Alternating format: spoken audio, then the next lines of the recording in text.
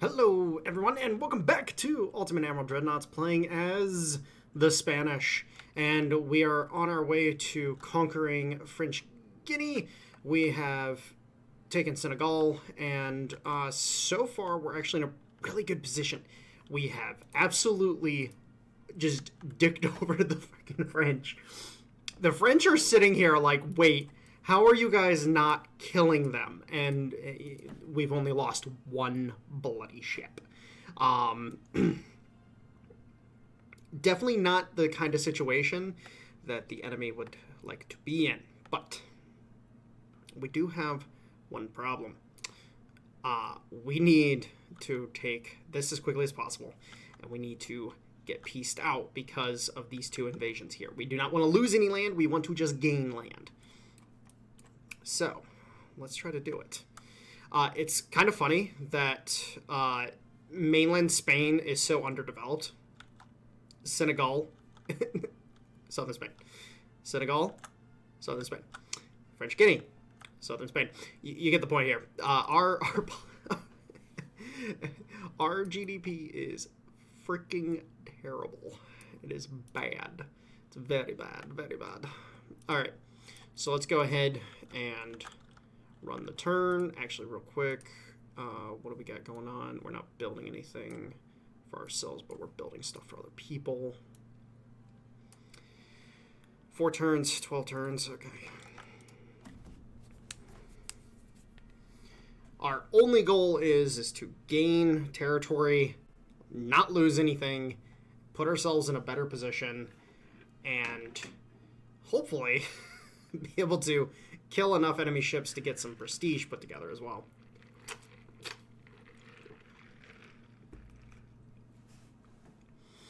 Because we do need to swap government types. Like, we need to swap bad.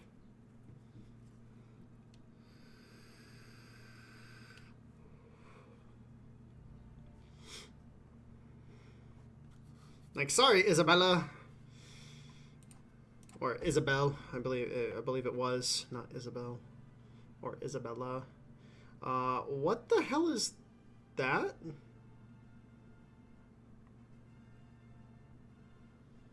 What's the R indicating? Is that telling me that it's been refitted? Is that what that is? Hold on. Community hub. Okay, hold on.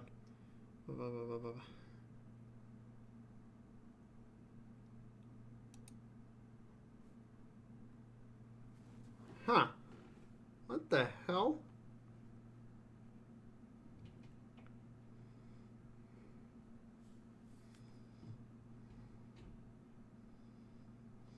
I have no idea what that could be. No bloody clue. But it is what it is. Let's fight.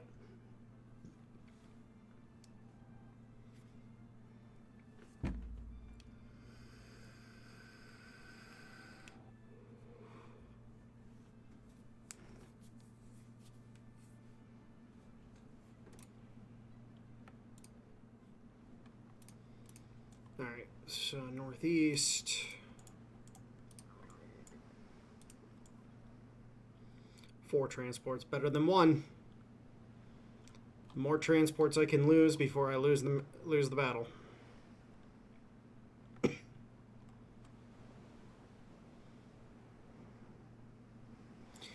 So, how is everybody doing today? I'm doing pretty good. I'm making horrific discoveries in our kitchen.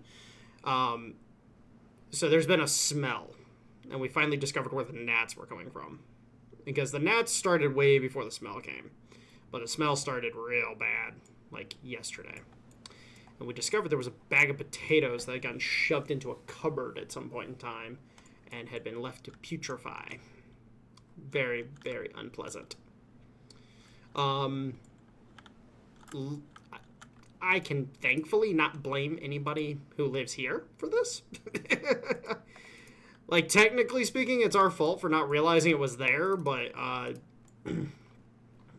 my roommate had an ex-girlfriend that was living with us for a short bit, and she had bought some stuff, and some of that stuff included those potatoes, and she was the one that put them in that cupboard that nobody uses. Like, we literally just quite literally do not use that cupboard. All right, looks like the enemy is just pulling away. They're not actually going to engage, so we're going to go ahead and go into escort pattern, and we're going to go ahead and get the hell out of here.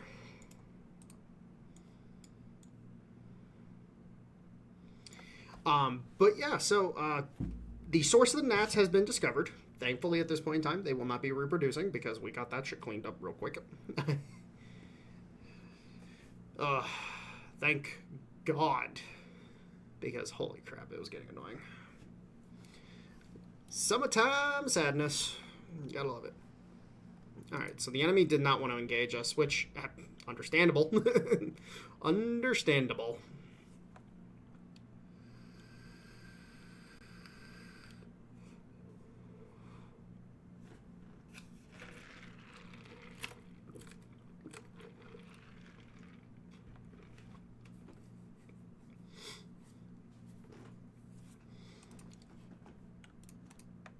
Now, I also do want to discuss changes, I think, or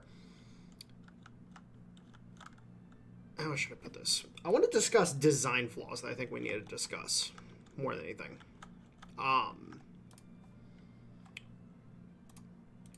So me and several other people have been talking, and it really got me thinking about problems that we have with this game. And also problems we have with the overall concept. Now, from a concept point of view, it's a pretty interesting take. You know, you're the Navy Secretary. You're not the leader of the nation. You're not the big honcho up above. You're the guy that the big honcho is giving orders to. But there leaves some holes for the overall concept, because in this situation, you really don't have anything that incentivizes you to act like a Navy Secretary. You're acting like you're the president. You know, you're concerned with GDP. You're concerned with the naval budget. You're concerned with the forces on the map. You know, you're concerned with the whole thing. And so, in reality, I think that this concept, while nifty, it leaves some things to be desired. Now, for me, on a personal basis, and hold on, give me a second. Don't know why I'm...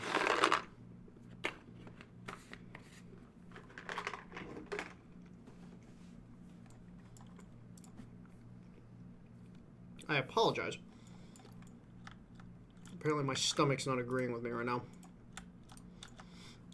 But I believe it leaves a lot to be desired, personally. And I think a lot needs worked on in order to truly make this a great game. And one of those things is, I think, the scope. We see with the newest project, Ultimate General American Revolution, they have scaled it up immensely. Like, you are commanding not only the military, but you're also commanding the economy to fuel that military. You have to make strategic decisions about where you place things in order to better shield your military industrial complex. And no, it's not like you're sitting there, you know, developing the full-scale economy. You're literally just focused on the MIC. You're focused on building the infrastructure to allow the civilian economy to fuel the MIC and then allow you to do what you need to do in order to win the war. And I think that's a really cool concept. I think that's a really good way, a really nifty way that they've done it so far, that's allowed American Revolution to really take the cake when it comes to the economic side of things. In reality, they could have kept with the same formula that they had for American Civil War and Age of Sail. They could have stuck with that formula. but they decided, hey, let's actually introduce an MIC to it. A pretty novel concept when it comes to these strategic naval games. There's not many of them out there that really dive deeper into the economic side of things. They just focus purely on the military side of things. So really cool overall concept. I like it. Now, where I think that the improvements could be made is something along the lines of when it comes to Dreadnoughts, is introducing something like that. Like, oh, hey, we have oil in the game. Okay, well, oil, as of right now, just presents a bonus to your economy, your GDP growth, while also offering some lowering of fuel costs for your fleet. And that's about it. Well, what happens if, like, for example, you have to build the steel mills or the foundries that are the naval foundries, I should say. The naval foundries that are responsible for producing the armor plating, that are responsible for producing the guns, the arsenals that actually produce the guns, etc., etc. And mind you, a lot of these facilities were actually owned by the navies. Like, they weren't owned by or they weren't all owned by the Navy and the government, but there were a lot that were. And so overall, I think that would be a really nice step into really, really kind of shaping the game in a better direction. Introduce something like that where you actually interact with the MIC and you can have more influences on the overall economy. You know, hey, I build up the infrastructure of the country in order to supply the MIC so I can build boats. Thus, the GDP of the country grows faster because of the better infrastructure. Kind of a cool little concept. Also, from the perspective of the merchant marine, we're building up this massive, shipyard size and shipyard building capacity. Honestly speaking, like the transport capacity, if I were to say anything, the transport capacity based on how much this slider is, it should take up some of the shipbuilding capacity as well. Like, it's just like a passive, like, okay, so if I have it at 75%, it'll take up, 7,500 tons or whatever, so on and so forth. Different concepts like that, where it's like, okay, you have to be more strategic with it. You have to be more mindful. Like, oh, hey, I gotta be a little careful with what I plan out and what I do. Also, can we just acknowledge how fucking shredded those French ships got? Like, I know I was sitting there talking while that engagement was going on, but damn, those Frenchies didn't stand a chance. That was bad. That was really bad. But yeah, really expand the scope. But then also, like, for example, we very obviously have Marines as a fighting force because we're the ones actually engaging in naval invasions of territory. And it'd be really cool to be able to use those Marines to attack further inland.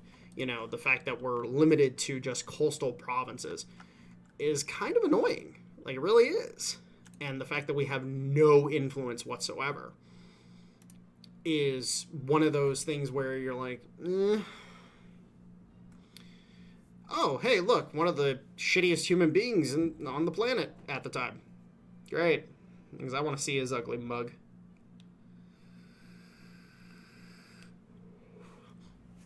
Yeah, by the way, Winston Churchill, causing world wars and then taking credit for ending them. Gotta love it.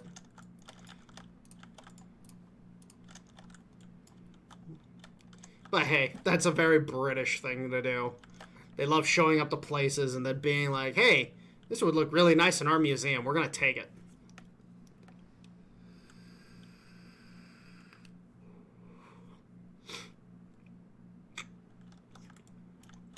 But yeah, overall, and I'm going to say this right now, after the comments made, and hey, devs, I don't care. I will talk shit about you.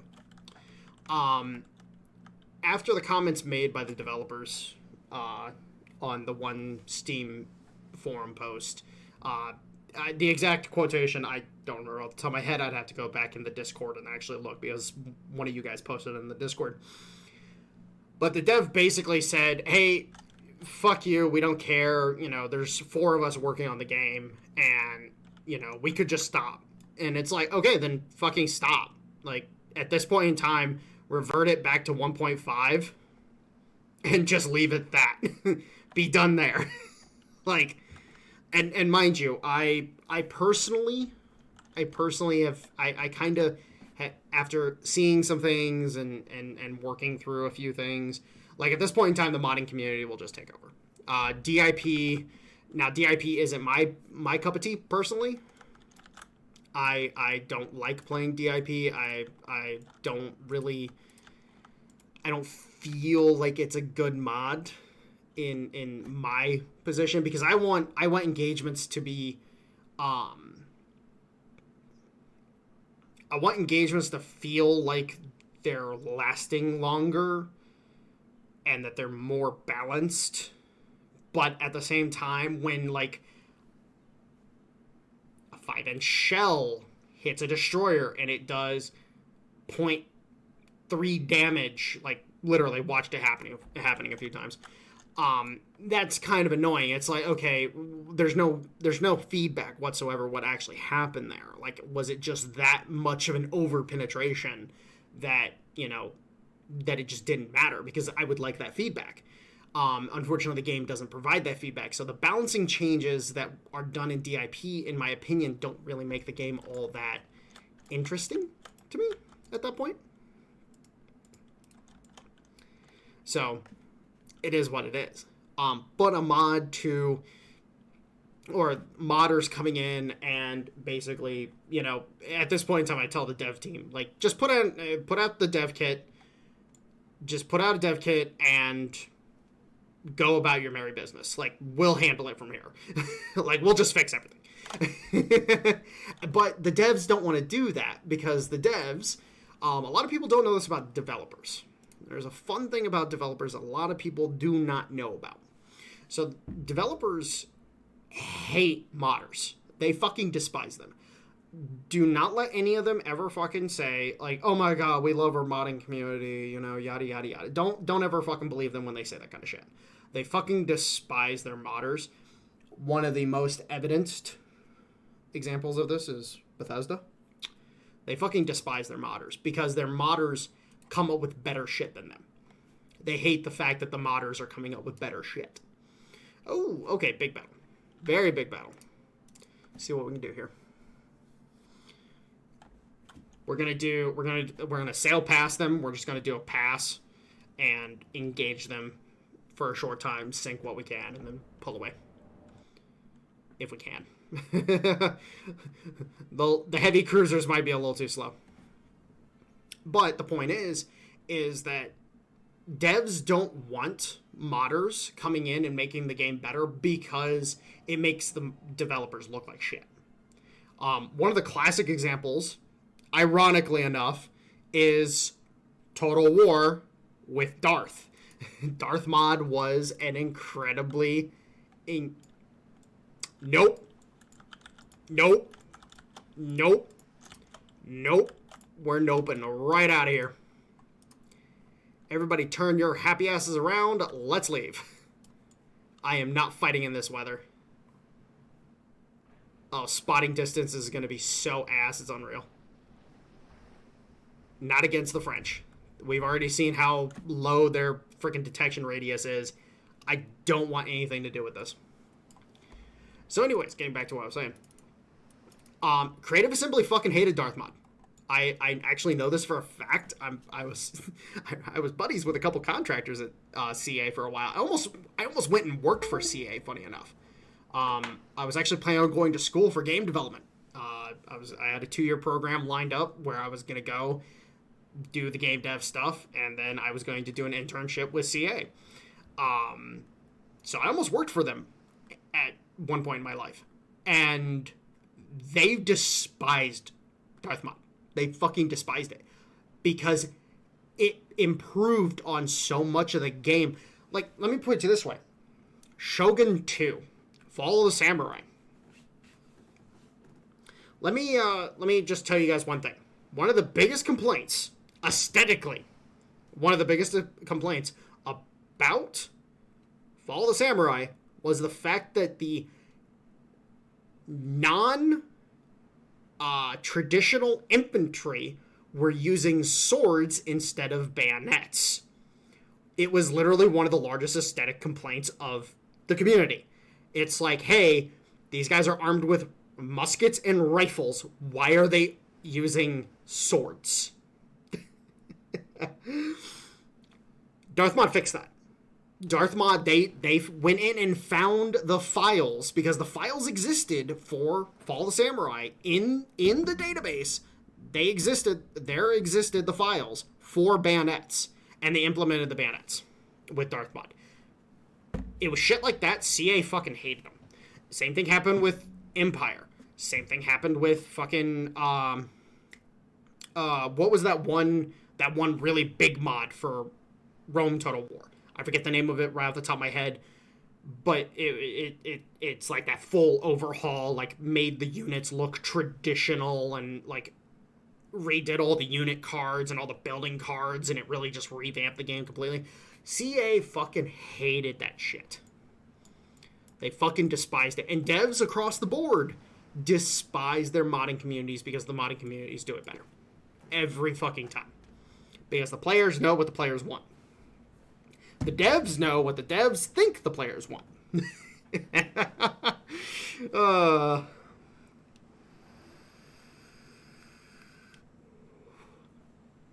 It's kind of like with the new Blackhawk game. Mind you, Blackhawk, one of the OG fuck you shooter franchises. One of the best. I have Delta Force Land Warrior, or not Blackhawk, Delta Force, the Delta Force series. I have Delta Force Land Warrior somewhere in here. It's in one of my totes over here. I'm looking at the totes right now in my closet. Delta Force, fucking great franchise. And it was one of the OGs. Well, oh, you bastards. Get out of there. I'm trying to take your land. Damn it. Alright. Hold on. Let me assess things. Alright, we got a couple convoys, got a couple battles. Let's go. But anyways, point is the new Delta Force game. I don't remember what it's called off the top of my head. Hold on, let me actually go look. I have it wish listed.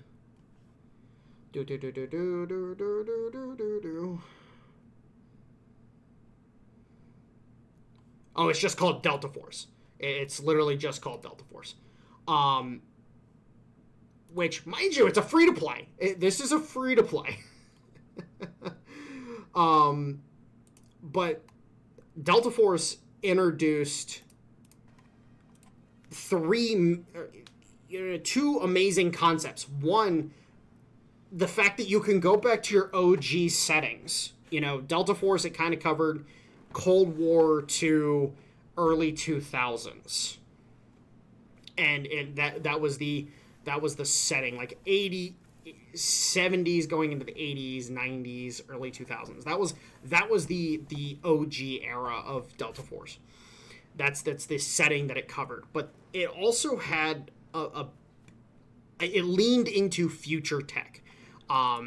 You play some of the you play Delta Force Land Warrior, for example, and you will see a bunch of weapons that, while they never were actually adopted by the military, there were a bunch of weapons in that the military was testing. So, really, really cool games. Well, in Delta Force, they have gone back to those roots, but also said, hey, we're going to do some historical stuff. One of the major things is the campaign centers around Operation Gothic Serpent. Landmark, that's Tony. That's what it's called, Gothic Serpent. A lot of people, they just refer to it as Black Hawk Down, and it's like, okay, yes, That's the nickname for it, but the actual op is Gothic Servant. Anyways, point is, but the campaign for Delta Force centers around Gothic Servant, which is the Black Hawk Down incident in Mogadishu in 1993. And then, of course, then you have the everybody is referring to as DMZ proper. So if you guys remember Call of Duty, you have the DMZ mode. And the DMZ mode was supposed to be this fantastic looter-shooter experience that was set in the Call of Duty universe, and that it was, going to be a little more hardcore, and it was an absolute fucking shit show. One of the worst fucking games ever. Actually, thank God I did not buy the third fucking Call of Duty game, because the second one was such a shit show. Mind you, a lot of people were like, oh, Call of Duty's great. And it's like, okay, yeah, if you're a shooter fan. I'm not necessarily a shooter fan. I bought Call of Duty because my friends played it. And then we got hyped for DMZ because we were like, hey, we're Tarkov players. Like, at heart, we were Tarkov shooter enjoyers. So we were like, hey, let's check this out. And then it was bad. It was freaking terrible. But that's the point, though, is that they captured that mode, what that mode was supposed to be. They captured it and they made it better. And what's great is that they didn't add in all this ancillary shit. This is why I actually am really enjoying StallCraft right now. By the way, that right now is the main group obsession. I'm playing whatever the hell I want to play, really, but the group as a whole is really hardcore set on StallCraft. And StallCraft does exactly the same. Like, there isn't, like, these stupid, you have to have magazines and all this other stuff like Tarkov does. It's like, okay, what mags do you want to, you want to use 40 rounders? Okay. Modify the weapon to have 40 rounders. Okay. Put bullets in rig and then reload. Simplify the system. I like that kind of shit.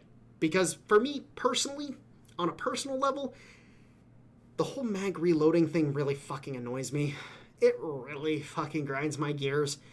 Arma did it better because you would literally loot mags, and then there was a system that Ace had where it would allow you to repack magazines to make it so, like, if you had 2 magazines that were partial, you could repack them so it combined the 2 magazines into one reload. And it was like, okay, that was fine. That was cool. It was a very simple system, very easy to understand, very intuitive.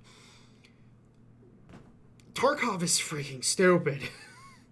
Because it's like, I have 30 different magazine options. I'm only going to use one of them. Like, why would I bother using any other magazine options if I'm only going to use these certain ones? Like, what is the point? And that was a big complaint that a lot of people have about Tarkov, is that it's so overwhelming because of the amount of options, but you really don't actually get options. This is why I like StallCraft so much. I actually really enjoy StallCraft, which is funny because I didn't think StallCraft was going to be my kind of game. I'm eating my words on that shit. I'm eating my words so fucking hard on StallCraft. Which just letting you guys know, I'll be starting to do game reviews. I finally hit 1,000 hours on Ultimate Admiral, and I think I can, finally competently say I can do a review without, feeling like a schmuck.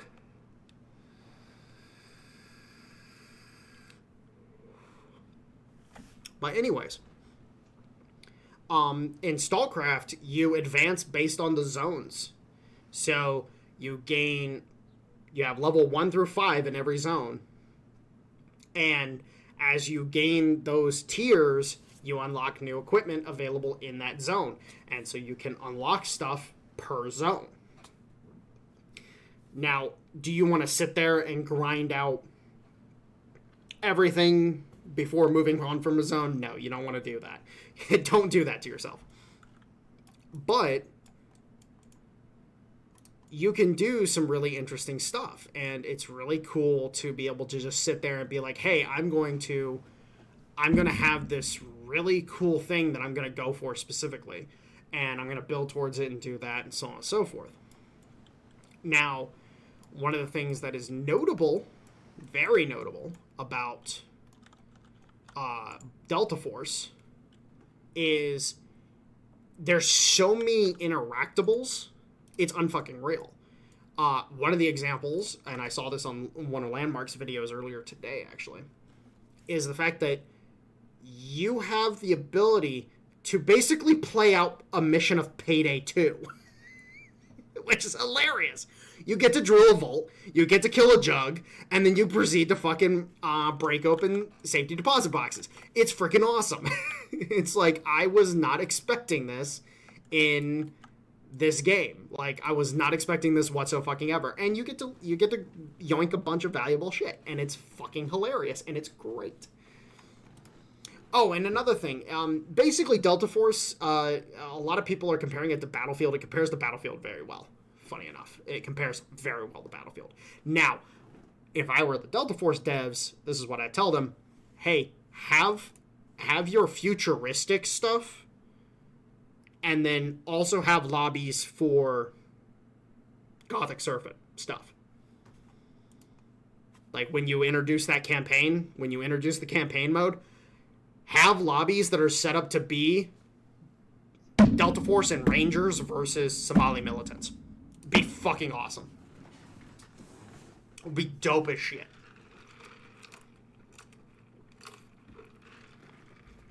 Basically turn it into insurgency. It'd be awesome.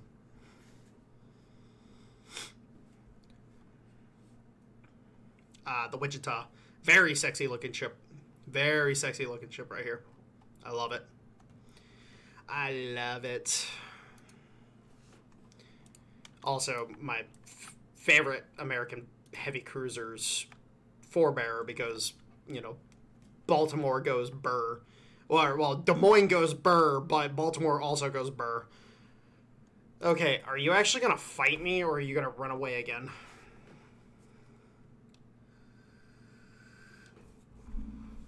This dude just hit his head. That's what this is telling me right here. He just clonked his fucking head on this shit. He stood up too quick and dunk. Love it. Oh my god, the shitty weather. I don't want to fight the French in these conditions because I can barely spot them anyways. Run away. Turn around and go the other way.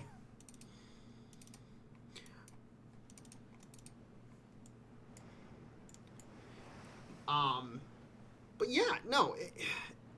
I think at this point in time, like, if you're a developer, if I'm a dev, my goal is research what the fuck the players are saying about any given thing. Delta Force, in my opinion, whoever owns that IP right now, which actually, let me look, because I don't know actually who controls the IP right now. Team Jade, is that a Chinese company, I'm guessing?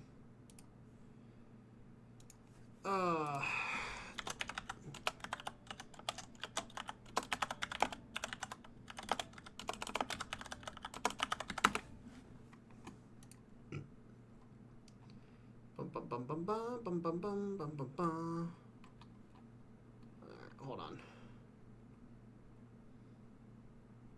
Yes, it's Tencent. Okay, so Tencent controls...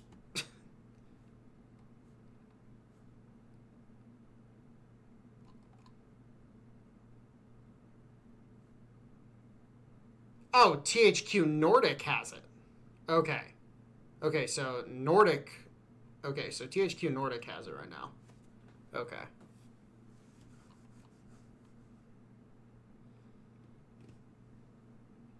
So Nordic currently controls the IP. Okay, that's fine by me. As long as somebody reputable actually controls the IP, because I was going to be very sad. I'm like, no, I loved this IP. They're going to ruin it. Yeah, no, the Chinese, they if they actually control the IP, they usually ruin it. They usually absolutely bastardize it completely and utterly because they... Arena Breakout Infinite, really good example of this. They do not know how to design guns.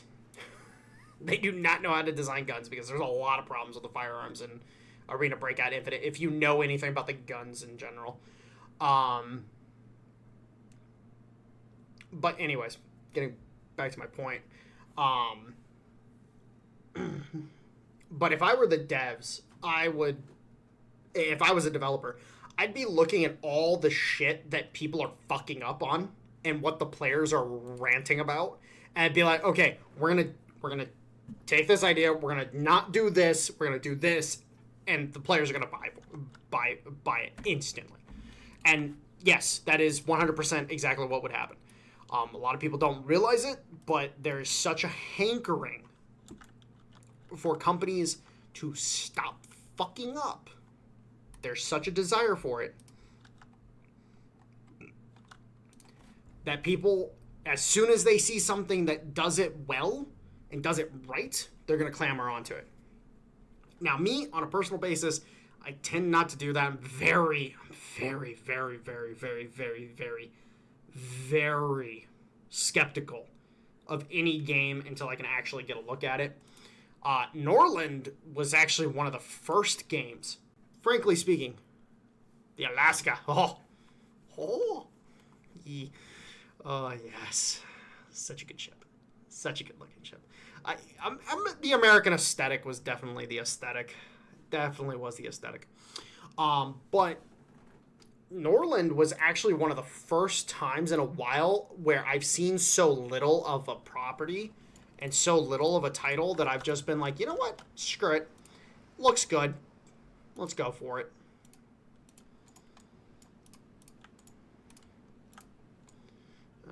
Northeast, okay. See if we can actually get a freaking engagement.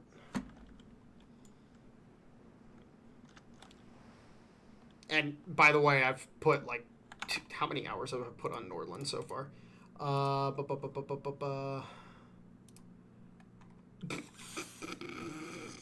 I bought this game a week ago or something like that. Oh god, yeah.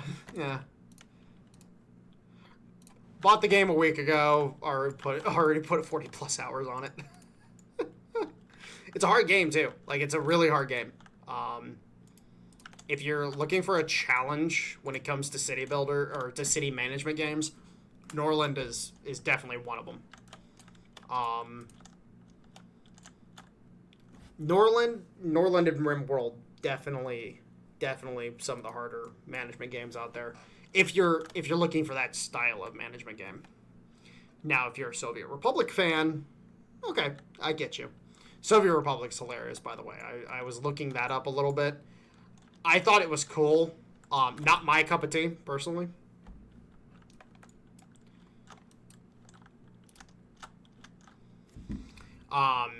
And maybe that's the thing is, like, my cup of tea is that I want, if I'm going to do a city management or a base management game, I want combat elements to it. Like, I like the post-apocalyptic game type ones a lot. Farthest Frontier was good. Farthest Frontier, that one kicks me in the balls constantly. The wolves. Oh, the fucking wolves.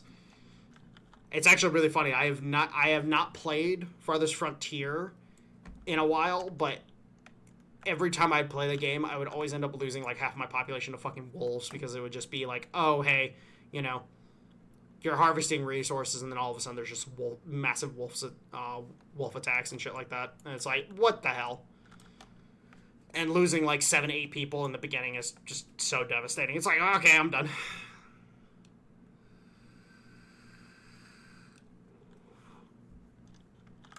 Alright. Well, these bastards are running away. I think the French learned their lesson. I literally think the French have learned their lesson. They're like, no. They are scary. They are scary. The Spanish are scary, scary people. We do not want to fight them. Sail the fuck the other way.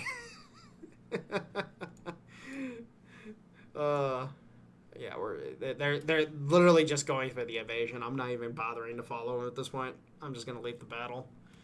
Well, not leave the battle. I want to disengage. I don't want to risk losing the ships.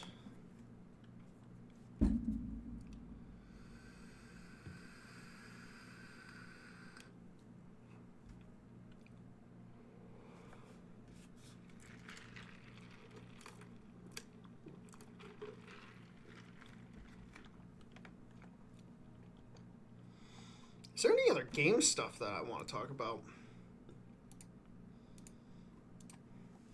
Oh, opinions on...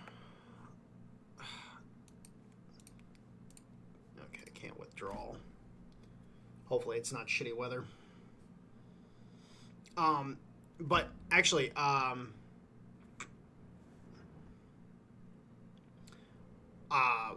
what I wanted to ask was, what would your guys' opinion be on me doing a campaign, like a main campaign, like being the Monday through Friday videos, the campaign for Ultimate General Civil War. Now this won't happen quite yet. I still want to play through all the nations on Ultimate Admiral before, or on Dreadnoughts before I switch to Civil War, but give me your guys' opinion. Would you be interested in seeing that? Okay, so spots to the south. Oh, shite.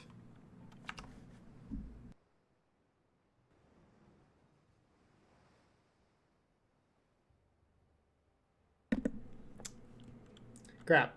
Hi. Got to unmute my microphone. Hi.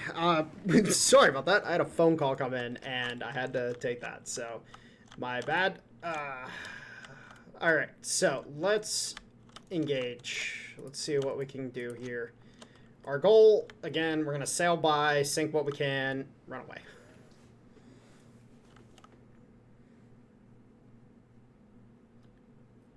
Wait, what?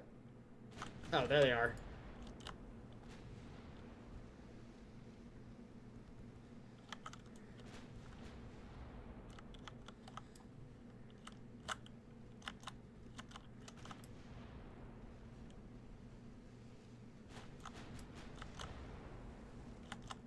Oh, these are our 9-inch cruisers too, so they if they hit, they're actually going to do damage. That's not the kind of hit we need, but close enough.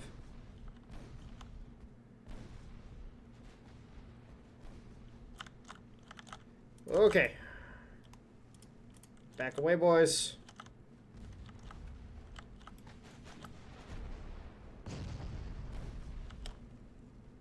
Come on, we need some waterline hits.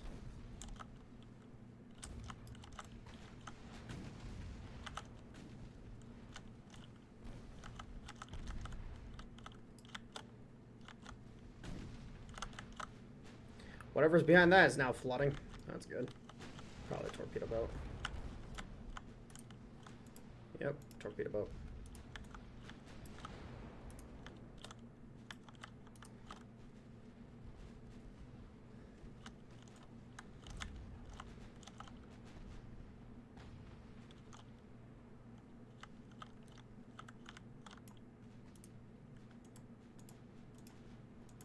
Start the turn, boys.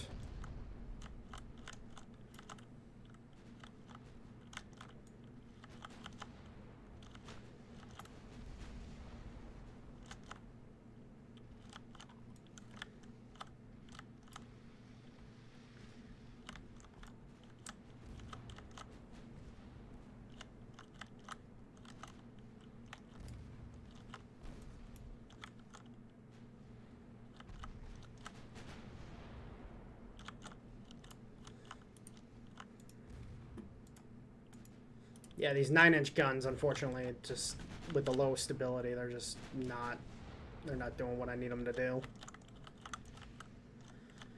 Ugh. 9-inch cruisers aren't a thing yet, unfortunately. Should have gone with 7-inchers, but it is what it is.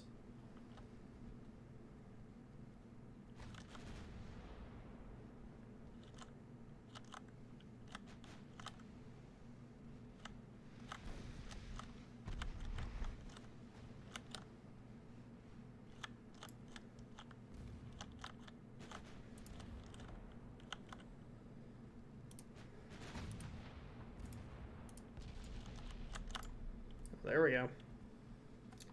Then, is that a 9-inch hit? Yeah, that was a 9-inch hit. Get a couple more of those.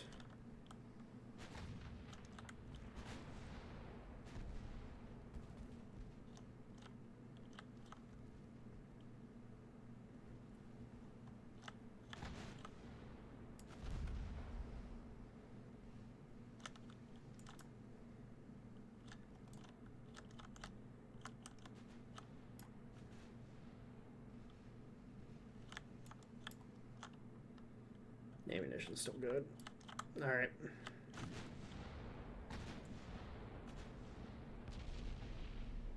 Apparently, intimidation tactics are bread and butter, because literally the enemy fleet's like, nope, nope, nope, nope. Oh, wait. Oh my god, they can't return fire. They can't return fire. We outranged them that badly. Okay. I guess. All right, we're leaving. That's so funny. We outrange them that badly. Like, they... Oh my god. We damn near 50% greater range than them. This is freaking hilarious. Alright, well, we just did a bunch of damage to a couple ships and sank a torpedo boat, so well, I guess we'll go home. Like, okay, well, there we go.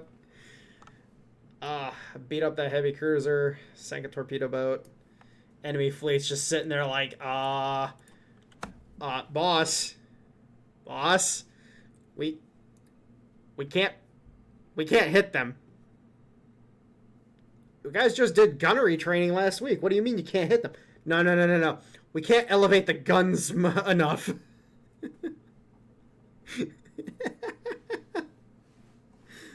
It's actually one of the most common problems with range is the lack of elevation. Can't get the... You can have the most amazing propellant possible, but if you can't get the elevation for the gun, then, well, you're kind of screwed. All right, let's play through these real quick. Well, we'll just finish up this turn and call it quits. We're about to take French Guinea.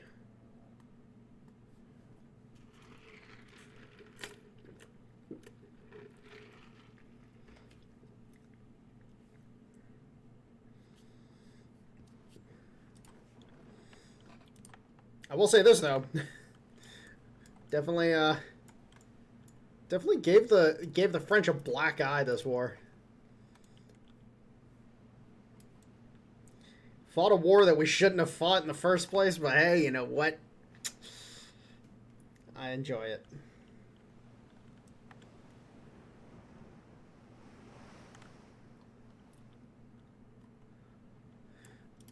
And everybody called me a madman. What are you doing? Come back here. Get your ass back here. You don't get to leave. Okay, first off, it's great that we can actually spot this bastard. What's the range on our main guns? Okay, so we're definitely within range of his, but we can stay far enough away that it's 7.2 kilometers. Still.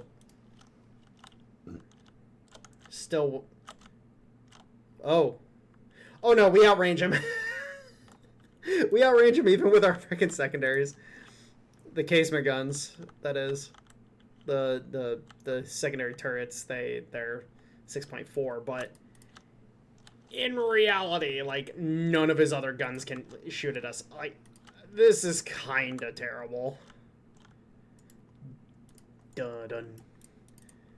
Dun dun. Dun dun dun dun dun dun dun dun dun dun dun.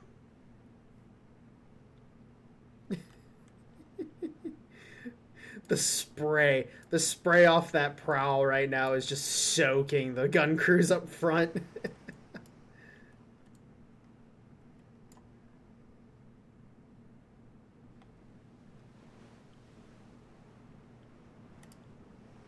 Wait, what? Oh, that actually shows a model of penetration. Oh, I never noticed this. Oh, okay. I have never noticed the penetration model. Interesting. We're just leaving the transports.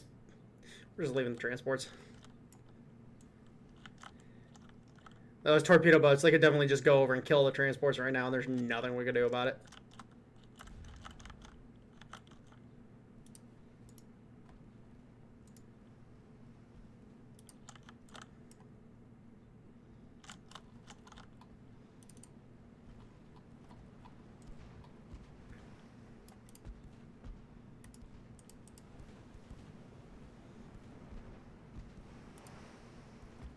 Should have looked whose torpedo boats these were. The cruiser's French, but the torpedo boats are somebody else's.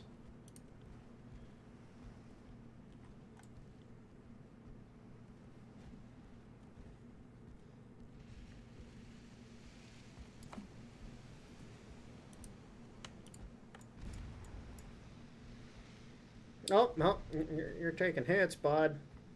You're taking hits.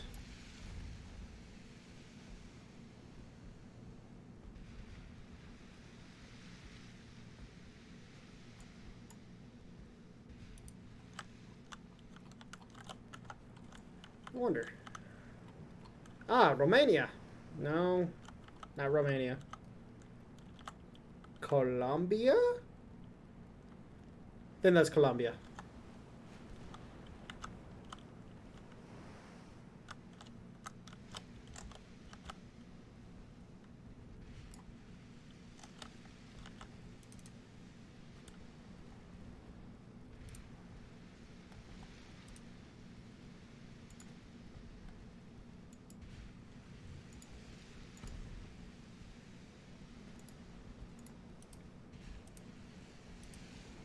Need to stay out of range of the secondaries and just abuse them.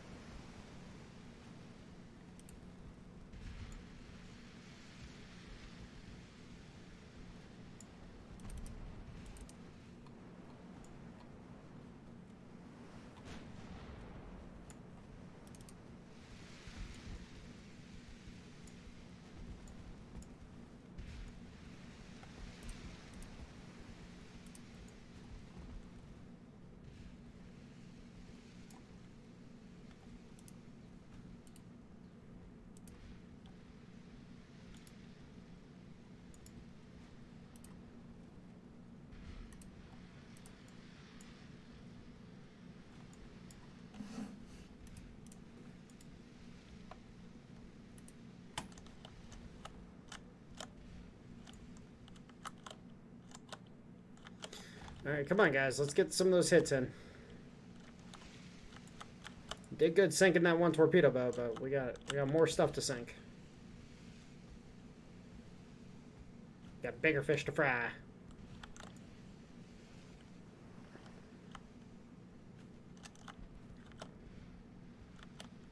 I do love the noticeable difference between the 4-inch shells and the 2-inch shells on these. It's like you can actually notice what's coming in and what's hitting.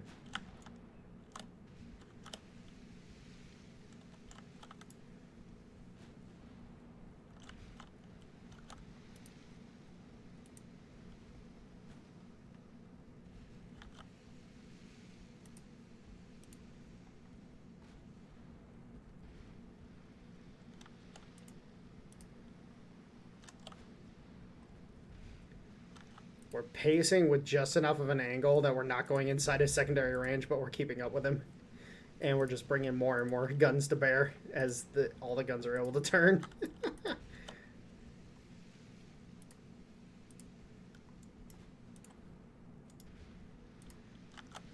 Oh, come on, guys. I don't want to get in range of those secondaries, but I need them to start landing these hits.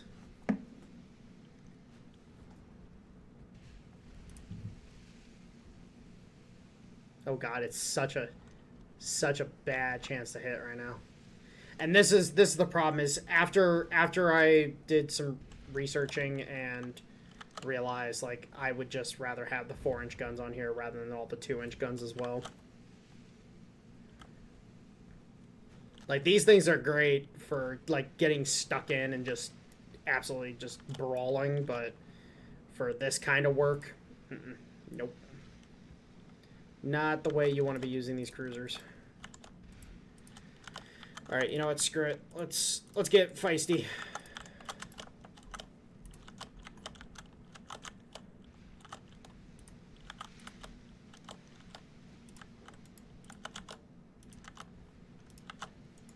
Time to go for the torpedo attack. This heavy cruiser needs to die.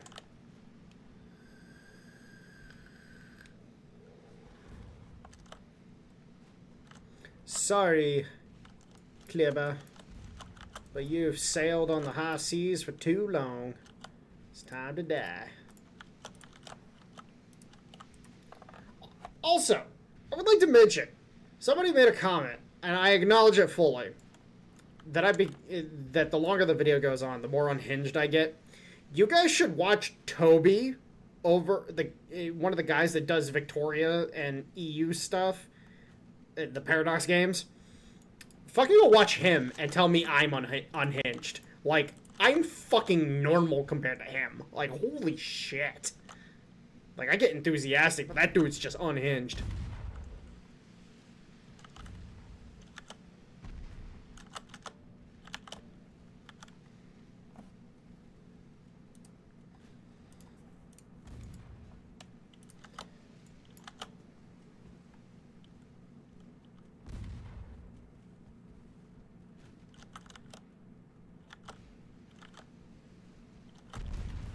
See, this is the kind of range where this kind of cruiser build really shines, because if it was a larger target, like a light cruiser or a heavy cruiser, he would just be shredding it right now. What?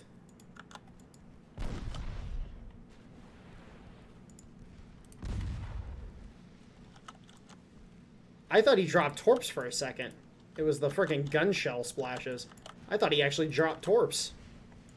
I was about to be like, excuse me, like, you're not supposed to do that. Not at that range. I was well without your, well outside your range.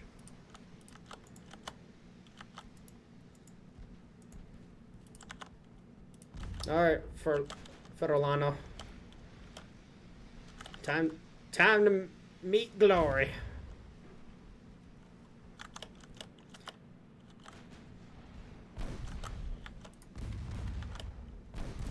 And the Lucia. Come in like so. As long as we don't take any of those 9-inch hits, we're good.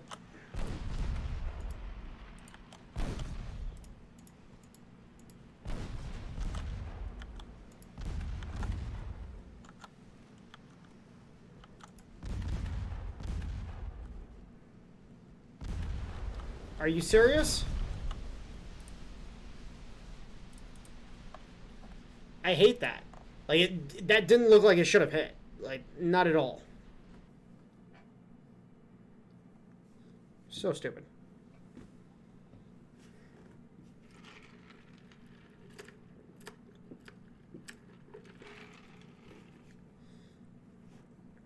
But, you know what? As you can see, that build, short-range brawler. It's basically the Hunchback. Any Mech Warrior fans out here, you know what I'm talking about. Alright, battle. It's not really a battle I care about.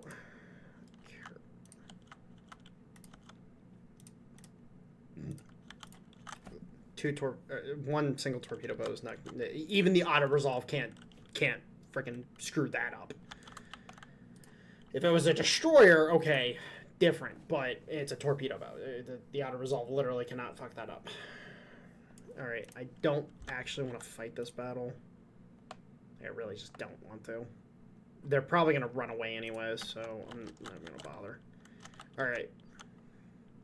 49%, 54%, 82% chance to take it.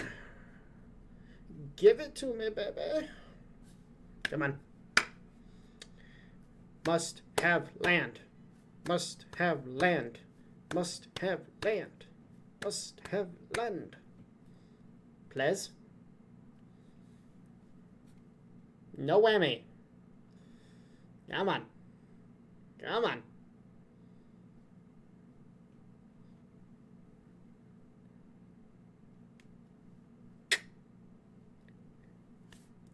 Come on, Italy. Build faster. Italy is just sitting here taking its sweet old time. It got stuck on Italy, and it's like... Ugh.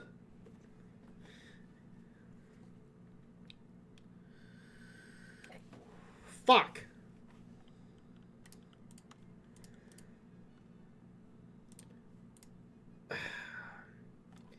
Alright, well. I'm going to go ahead and I'm going to end the video here since we're running up on that time anyways. We'll pick up with this battle in the next one. Hopefully actually be able to possibly sink the Glory because fuck that.